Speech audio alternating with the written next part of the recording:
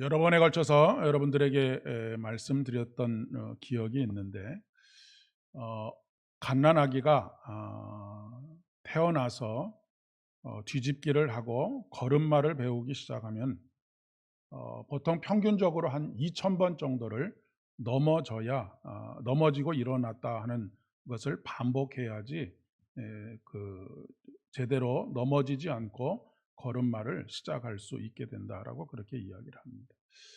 그 얘기는 우리 모두가 다 언제였는지 기억조차도 나지 않지만 적어도 2,000번 정도, 평균적으로 2,000번 정도 넘어졌던 경험이 있고 또 다시 일어난 경험이 있는 그런 대단한 사람들이다라고 이야기할 수가 있겠습니다. 고 장영희 교수는 이렇게 이야기를 합니다. 신은 일어나는 법을 가르쳐 주기 위해서 넘어뜨린다라고 하는 이야기를 한 적이 있습니다. 그런데 2,000번이나 넘어졌다가 좌절했다가 실패했다가 일어나 보았던 그런 경험이 있는 우리들이 나이가 들어가면서 가지게 되는 두려움이 있는데, 그것은 뭐냐면 넘어지면 어떻게 하나라고 하는 두려움입니다. 그래서 어떤 경우에는 넘어지는 것이 두려워서 걷는 것 자체를 포기하는 경우들도 적지 않게 있습니다. 이것은 단순히 걸음마에 대한 이야기가 아니라 우리가 우리의 인생을 살아가면서 여러 가지 일들로 인해서 인생에 있어서도 넘어짐이 있겠고 또 영적인 의미에 있어서도 넘어짐이 있을 수 있습니다. 그런데 조금 뭔가 일어날 수 있는 힘이 있을 때는 넘어졌음에도 불구하고 다시 일어나기도 하지만, 점점 넘어지는 것에 대한 두려움을 가지게 되면 다시는 걸으려고 하지 않는 그런 사람이 되고 만다라고 하는 그런 이야기입니다. 신앙적인 삶에 있어서 이렇게 되신 분들이 참 많이 있는 것을 또 보게 되지요. 그런데 달란트 비유를 통해서 보더라도 한 달란트 받은 사람은 주인에게 받은 한 달란트를 땅에 묻어두게 됩니다. 그리고 아무것도 하지 않지요. 그렇게 돼서 결과가 어떻게 되었습니까? 받은 것마저도 빼앗기게 되고 말았다라고 그렇게 이야기하고 있습니다. 실패에는 실패의 원인이 있습니다. 그러면 그 실패의 원인을 다시 반복하지 않으면 그 일을 성공할 가능성이 훨씬 더 높아진다라고 그렇게 이야기를 할 수가 있겠습니다. 미국의 아주 유명한 그 회사죠. 나사라고 하는 그 회사가 있습니다. 주로 우주선을 쌓아 올리는 그런 일들을 하는 그런 회사인데, 이 회사에서는 어, 절대로 어떤 프로젝트를 실패했다고 해서 그 사람을 잘라내는 법이 없다라고, 실패에 대한 책임을 묻지 않는다라고 합니다. 왜 그러냐면 이 사람이 한 번 실패한 이 사람을 내보내게 되면 다른 사람을 그 자리에 앉혔을 때 똑같은 실패를 반복할 수 있기 때문에 그렇습니다. 그러니까 그 사람이 그곳에서 계속해서 연구를 한다라고 하는 얘기는 이전에 실패했던 실패는 다시 반복하지 않을 수 있게 되기 때문에 성공의 가능성이 훨씬 높다라고 하는 그런 이야기입니다. 어, 구글이라고 하는 거대 기업이지요. 이 기업에서는 빨리 실패해서 프로젝트를 거두어 들이는 사람에게 포상을 한다고 합니다. 왜냐하면 어, 분명히 그것이 결과가 나쁠 것을 알고도 계속해서 붙잡고 있는 것보다 그것을 실패라고 단정하고 다른 것에 도전하는 것이 훨씬 더 회사의 차원에서 보면 유익하기 때문에 그렇다라고 하는 이야기입니다. 우리가 보통 보면 세상적으로도 성공한 사람들을 보면 그 사람들은 한 번도 실패해보지 않은 사람들이 아니고 수도 없이 많은 크고 작은 실패를 거듭했던 사람들이다라고 하는 것을 알 수가 있습니다. 여러분이 잘 아시는 백종원이라고 하는 그 그 사업가가 있지 않습니까? 이 백종원이라는 사람이 지금은 그 아주 인기가 있고 하는 일들마다 다 잘 되는 것 같고, 그리고 요번에 그 회사를 상장을 했는데 갑자기 주식 부자가 되어서 4천억을 벌었느니 어쩌느니 하는 이야기를 하지만, 그분의 이야기를, 과거의 이야기들을 들어보면 망한 것이 한두 번이 아닙니다. 빚이 몇십억 정도씩 되던 그런 때도 있었다라고 하는 것을 이야기합니다. 그런데 그 실패가 그에게 있어서 성공의 비결이 되었다라고 이야기할 수가 있겠고요. 그 넘어지는 그 자리가 다음 발걸음을 내딛는 데 있어서 디딤돌이 되었다라고 하는 것을 이야기합니다. 그러니까 우리가 어떤 장애물을 만났을 때에 그 장애물에 걸려 넘어지기도 하지만 그 장애물이 다음 단계로 그 넘어가는 일에 있어서 디딤돌의 역할을 할 수도 있는 것이죠. 우리에게 있어서 참 중요한 것은 실패를 통해서 배우는 것입니다. 그리고 다시 그 실패의 원인을 반복하지 않는 데 있습니다. 그러니까 실패에서 배우지 뭘 배우냐면 다시는 이런 이유로 인해서 넘어지지 말아야 되겠다라고 하는 것을 배우는 것입니다. 그런데 똑같은 자리에서 똑같이 넘어지게 되면 그 사람은 실패를 통해서 아무것도 배우지 못한 사람이다라고 그렇게 이야기할 수 있겠습니다. 여러분, 오늘 본문 말씀에 실패하고 좌절하고 낙심한 베드로를 찾아오신 예수님의 이야기가 기록되어 있습니다. 베드로의 실패의 원인이 무엇이었을까요? 여러 가지 원인들을 찾을 수 있겠지만 가장 큰 원인은 자만심이었다라고 그렇게 이야기할 수 있을 것 같습니다. 그는 예수님이 십자가에 달려 돌아가시기 전까지 늘 자신만만한 사람이었습니다. 예수님께서 오늘 밤에 너희들 중에 하나가 나를 팔리라 라고 말씀하시고 너희들 모두가 나를 버리리라 말씀하셨을 때 베드로는 얼마나 당당하게 이렇게 이야기를 했느냐면, 모든 사람들이 다 주를 버릴지라도 나는 절대로 주를 버리지 않겠습니다 라고 대답을 합니다. 베드로의 이 고백은 진심 어린 고백이었을 것입니다. 그냥 해본 소리가 아니다라고 하는 이야기입니다. 그런데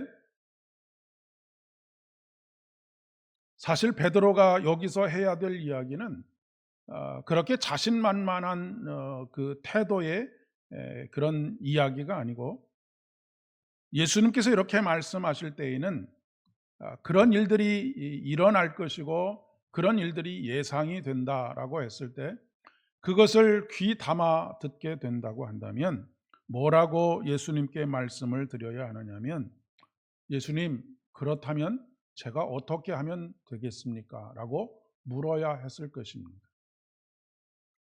그리고 우리들의 연약함, 나의 연약함을 불쌍히 여겨주시고 도와달라라고 요청을 해야 하지 않았겠습니까? 동서양 교회를 막론하고 전 세계적으로 아직까지도 전 세계 교회에서 교회의 가장 아름다운 기도의 전통이 바로 키리에 엘레이손입니다. 주여 우리에게 자비를 베풀어 주시고 우리를 불쌍히 여겨 주십시오라고 하는 것입니다. 여러분, 바리새인과 세리의 기도 기억하시죠? 세리의 기도를 예수님께서 받으신 이유가 무엇입니까? 그의 기도의 내용이 이러했기 때문입니다. 세리는 멀찍이 서서 하늘을 향하여 눈을 들 엄두도 내지 못하고 가슴을 치면서 이렇게 이야기합니다. 기도하지요. 오 하나님, 이 죄인을 불쌍히 여겨 주시옵소서. 우리가 세월이 가면 갈수록, 신앙이 깊어지면 깊어질수록, 더해질수록 우리가 하나님께 구할 수 있는 것은 오직 단 한 가지밖에 없습니다. 주님, 나를 불쌍히 여겨 주십시오라고 하는 겸손함입니다. 젊었을 때는 모든 것을 다 할 수 있을 것 같습니다. 이것도 할 수 있고 저것도 견뎌낼 수 있고, 젊었을 때 신앙이 한참 불탈 때는 고문도 견뎌낼 수 있을 것 같고 순교도 얼마든지 할 수 있을 것 같지만, 사실 정작 그런 일들을 당해 보면 우리가 어떻게 행동할지는 아무도 알 수 없습니다. 그렇기 때문에 우리가 하나님 앞에 겸손하게 구해야 할 것은, 하나님, 그 어떤 상황 속에서도 제가 어떻게 판단하고 행동할지 알 수 없지만 하나님께서 나를 불쌍히 여기셔서 나를 도와주시면 제가 그 일들을 건너갈 수 있겠습니다라고 그렇게 간구해야 한다라고 하는 것입니다. 너무나 자신만만했던 자만심에 가득해 있던 베드로는 예수님의 이 경고의 말씀을 흘려들었습니다. 자신을 향한 말씀이라고는 생각해 보지 않았던 것이죠. 나는 예수님을 팔지도 않을 것뿐만 아니라 나는 다른 어떠한 제자들이 예수님을 버리고 도망간다고 할지라도 나는 절대로 결코 그렇게 하지 않을 사람이니까 예수님께서 하시는 이 말씀은 내가 들어야 할 말씀이 아니고 다른 제자들이 들어야 할 말씀이다라고 그렇게 생각하고, 그러니 그 말씀을 흘려 들었을 것이다라고 하는 것입니다. 그런데 정작 직면했을 때 당황하고 말지요. 자신이 그렇게 행동할 것이라고는 생각하지도 못했던 베드로는 자신의 모습에 더 깊이 절망하게 됩니다. 두려운 마음을 가지고 있었던 사람은 그 절망의 깊이가 조금 덜 하겠죠. 내가 이렇게 연약한 사람인지를 알기 때문에 그랬을 것입니다. 그런데 베드로는 자기가 생각하는 이상적인 나와 자기의 존재의 현실과 너무나 큰 괴리감이 있었던 것입니다. 그래서 더 깊은 절망을 하게 되는 것이죠. 허망하게도 스승인 예수 그리스도를 배반하게 될 것이다 라고 하는 것은 상상해 본 적조차 없었을 것이기 때문에 그렇습니다. 그러니 자기 자신이 얼마나 밉고 자기 자신이 얼마나 원망스러웠겠습니까? 아마도 그는 그 일 이후에 수도 없이 스스로를 자책했을 것이고 죄책감에 시달렸을 것입니다. 베드로는 예수님께서 부활하신 후에 베드로에게 나타나셨음에도 불구하고 그 부활의 소식을 듣고 또 그 손과 발에 그리고 옆구리에 못과 창이 박힌 것을 보고도 다시 일어서지를 못했습니다. 낙향에서 고향인 갈릴리로 가게 되었던 것이죠. 고기나 잡아야 되겠다라고는 생각 속에 몇몇 친구들과 함께 나섰지만 의욕이 없이 그저 던져놓고 멍하니 바라보고 있었기 때문인지, 고기가 없었기 때문인지는 모르겠지만 단 한 마리도 잡을 수가 없었습니다. 그런 그에게 예수님께서 찾아오십니다. 그리고 그 무리들을 향해서 얘들아, 너희가 고기를 잡은 것이 있느냐라고 묻습니다.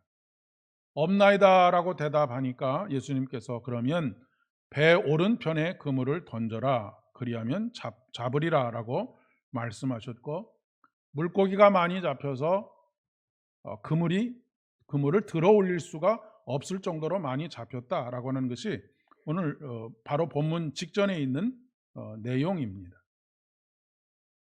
이 사건이 과거에 그 처음 예수님을 만났을 때의 사건과 오버랩이 되면서 베드로가 비로소 그분이 예수님인 것을 깨닫고 주님이시다라고 크게 소리를 지르고 벗어두었던 겉옷을 입고 물 위로 뛰어들어서 예수님께 달려갑니다. 그리고 다른 제자들도 배를 이제 무트로 그렇게 끌고 와서 함께 예수님 앞에 서게 되지요. 예수님께서 이렇게 그들에게 말씀하십니다. 지금 잡은 생선을 몇 개 가져와라 라고 그렇게 말씀하십니다. 예수님께서는 그들을 식탁으로 초대하고 계시는 것이죠. 그리고 이렇게 말씀하십니다. 와서 조반을 먹어라 라고 말씀하십니다. 예수님께서는 베드로를 비롯한 제자들에게 아마도 뭔가를 조금 먹여주고 싶으셨던 것 같습니다. 낙향한 후에 자신이 원망스럽고 미워서 먹어도 먹는 것 같지 않고 또 먹은 것이 소화도 되지 않았을 것이다 라고 생각이 됩니다. 매일매일이 고통의 시간이었을 것입니다. 만약 그 밤에는 고기를 잡지 못했지만 다른 날 고기를 잡았다 한들 그것이 그에게 행복감을 가져다 주었을까? 그렇지 않았을 것이다 라고 그렇게 생각이 됩니다. 그런 가운데 예수님께서 그를 찾아오신 것이죠. 그리고 그곳에서 또 다른 의미에서의 성만찬이 이루어진 것입니다. 6월절에 예수님께서 잡히시던 날 밤에 제자들을 향해서 베풀어 주셨던 6월절 만찬이 빵과 포도주로 이루어진 만찬이었다고 한다면 오늘은 빵과 생선으로 차려진 밥상입니다. 우리가 보통 밥상을 통하여서 원기가 회복되는 것처럼 우리의 빵과 포도주, 생선이 되신 예수님으로 우리의 인생은 다시 힘을 낼 수가 있습니다. 한국인들에게 있어서 영혼의 스프가 뭡니까? 국밥이 아니겠습니까? 고단한 삶, 요즘도 뭐 이렇게 조금 전통이 오래된 시장에 가면 오래된 국밥집이 있습니다. 그 국밥집은 대부분 예전에 노동을 하시던 분들이 하루의 고단함, 지난밤의 고단함을 이제 새로운 힘을 가지고 일하러 나가기 전에 급하게 밥을 말아서 한술 따뜻한 국물을 먹고 힘을 냈던 그런 영혼의 스프인 것이지요. 한국인에게 있어서 이 소울푸드가 국밥 한 그릇인 것처럼 예수님께서 차려주신 이 소박한 밥상은 한없는 위로와 힘이 되었을 것입니다. 그 밥상에서는 왜라고 하는 질문이 없었습니다. 왜라고 하는 질문이 없었다는 얘기는 그냥 있는 그대로 베드로를 환대하셨다라고 하는 것입니다. 그가 실패했느냐, 그가 왜 실패했느냐라고 하는 질문이 없습니다. 그냥 있는 그대로 그를 환대하셨다라고 하는 것입니다. 식후에 베드로에게 물으시는 질문이 바로 오늘 본문의 말씀입니다. 예수님께서는 베드로에게 이렇게 묻지 않으십니다. 내 제자로 살기에 네가 가지고 있는 달란트가 뭐냐라고 묻지 않으십니다. 너는 어떤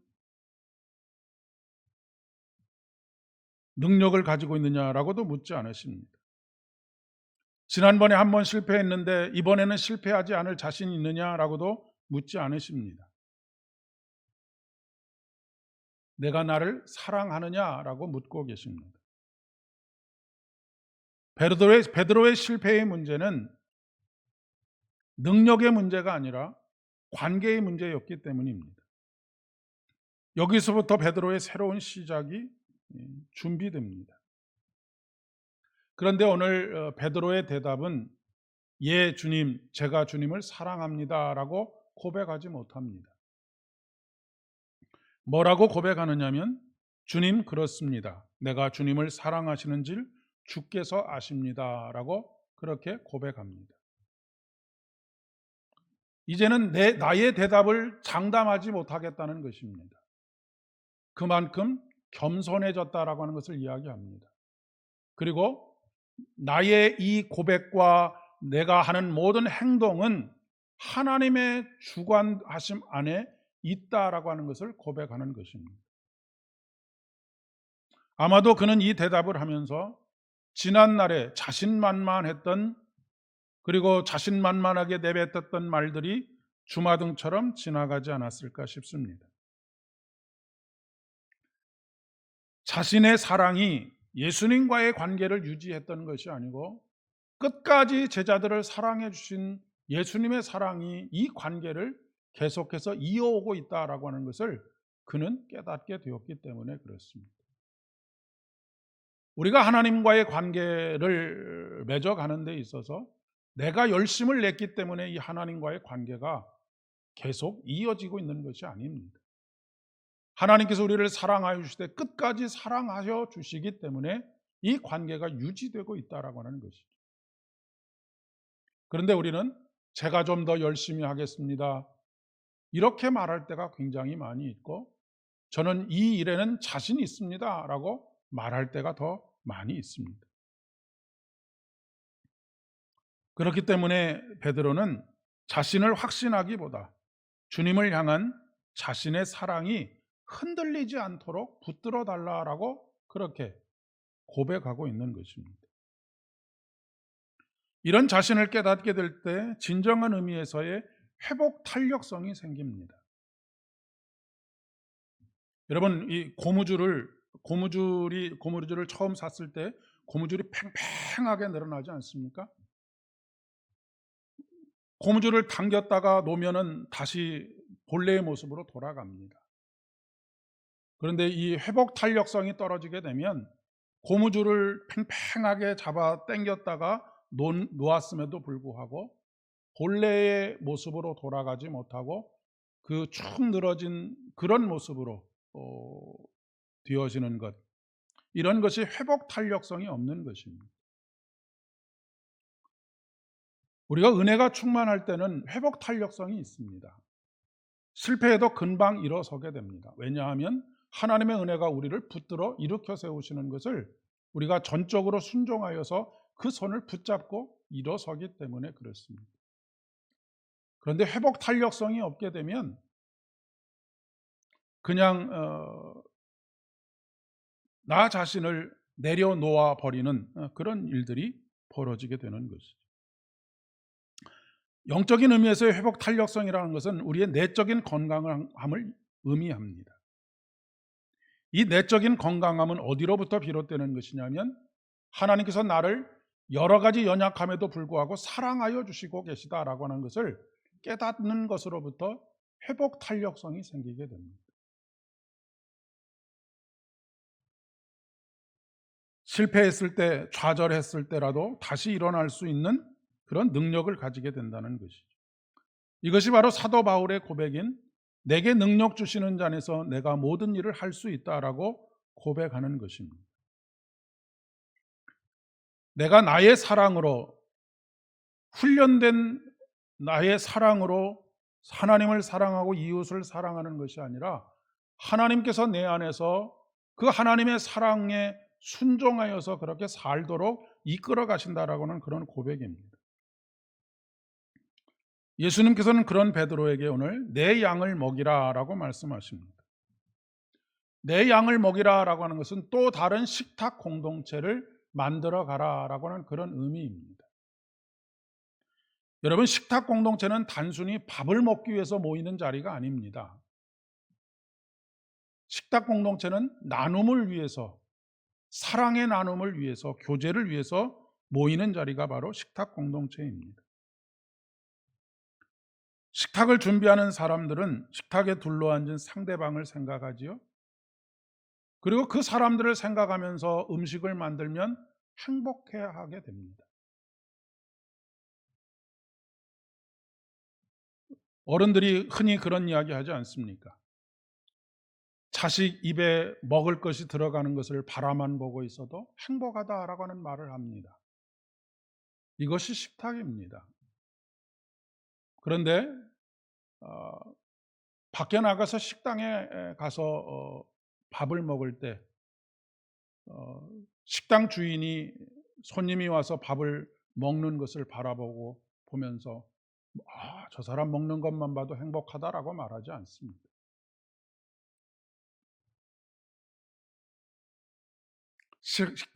식탁은 사랑의 결정체이고 섬김의 결정체이며 나눔의 결정체입니다.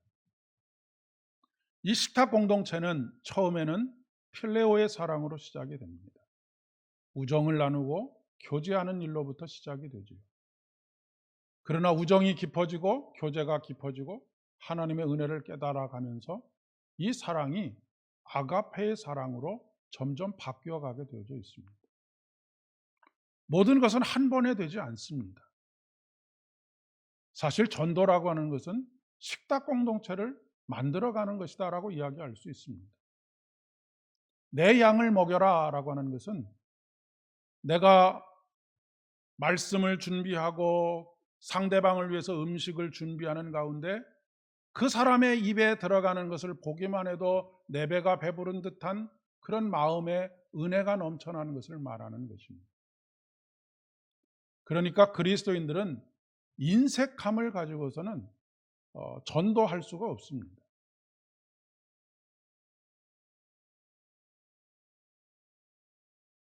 우리가 내 양을 먹이라 하니까 목자가 되어서 양들을 먹이려고 애를 쓰고 풀을 찾아다니고 물을 찾아다니고 그런 것이 아니라는 말씀입니다. 식탁 공동체는 누가 누구를 먹이는 것에서 끝나지 않는 것이죠. 함께 교제하는 자리가 바로 식탁 공동체입니다. 우정으로 시작한 식탁이 하나님의 사랑으로 사랑하게 되는 식탁으로 변모해 가는 것. 저와 여러분의 식탁이, 저와 여러분의 가정의 식탁이, 또한 여러분들이 만들어가고 또 맺어가는 식탁의 공동체들이 이렇게 우정으로 시작이 되어서 하나님의 사랑으로 물들어가게 되는 참으로 복된 식탁이 되어질 수 있기를 진심으로 축복합니다. 기도하겠습니다. 참으로 좋으신 아버지 하나님, 감사를 드립니다. 오늘도 주께서 이 귀한 시간들 허락하여 주셨고 하나님께서 오늘 이 자리에 베푸신 천국의 잔치에 우리 함께 동참할 수 있도록 복 주신 것 진심으로 감사를 드립니다. 이곳에서 말씀의 떡을 나누고 주님의 생명을 나누는 가운데 더욱 깊이 우리를 사랑하여 주시는, 끝까지 사랑하여 주시는, 연약함에도 불구하고 사랑해 주시는, 그래서 항상 우리를 식탁에 환대하시는 우리 하나님의 사랑을 깨닫게 하여 주시고 그 사랑이 밑바탕이 되어서 우리가 살아가면서 수도 없이 넘어지고 좌절하고 또한 깨지고 마음의 상처를 받는 일들이 있을지라도 우리 안에 연약함에도 불구하고 여전히 사랑하고 계시는 하나님의 사랑을 깨달아 금방 다시 주의 손을 붙잡고 일어나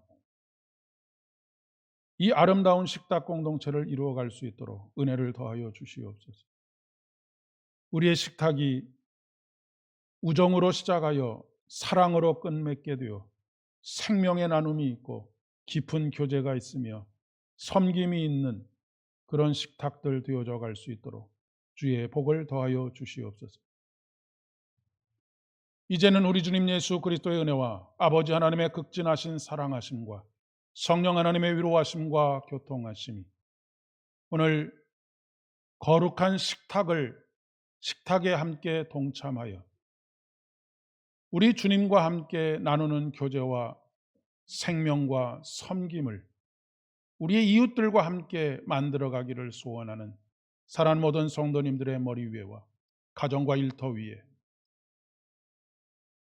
우리 삼보 교회 위에 이제로부터 영원까지 함께 하옵시기를 간절히 축원하옵나이다. 아멘.